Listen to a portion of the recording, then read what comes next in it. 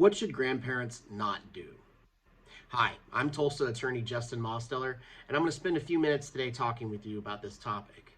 And it's a big one. Admittedly, I can't give you a full list of what you shouldn't do in a case, or really even what you should do in a case. But I can give you some of the big ones. Number one, and this is counterintuitive, I know, but you should do your best to maintain good relations with the parents of the children. Even if a parent is denying you visitation as a grandparent, try to keep it civil, but keep asking for visitation. That's the main thing. But don't make a bad situation worse by acting out. Number two, and this is very important, when you have contact with the grandchild, you should never, ever badmouth the parent that may be even denying you visitation.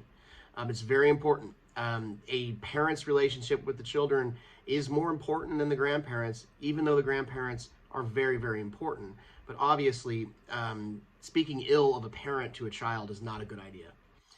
It's called alienation in most jurisdictions, and it can have severe consequences to your case. It could be fatal to your case. So if you are in the habit of speaking ill of a parent, make sure that a child is not around to hear it. That is very important.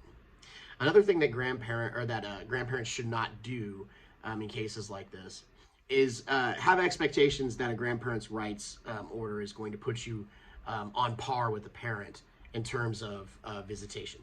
A grandparent visitation case is not going to put you in the same position as a non-custodial parent or the parent that doesn't have primary custody of a child. You are stepping into, you have rights as a grandparent once the visitation order is in place, but that visitation order is going to be limited compared to what a non-custodial parent would have in the same situation. So a rule of thumb that I tell a lot of my clients in grandparents' rights cases is to expect more like 1 weekend a month and then holiday visitation that rotates. And obviously this will be different in every case. The closer you live to the children, the better. And so that's one thing that you really should do is try to live as close as possible to those kids. And try to get as much visitation with those kids as you can by agreement with the parents.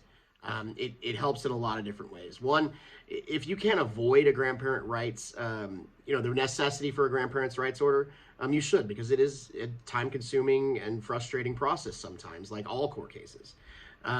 It is a last resort, really. So if you can be on good terms with the parent and you can, live close enough so that you can have regular contact with the children, that's going to serve you well.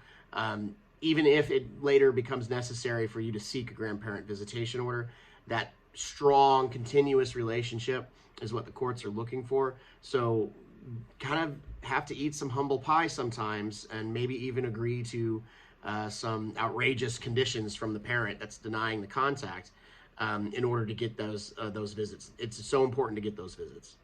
Hopefully this has answered some of those questions and given you some advice about what not to do and a little bit of what to do.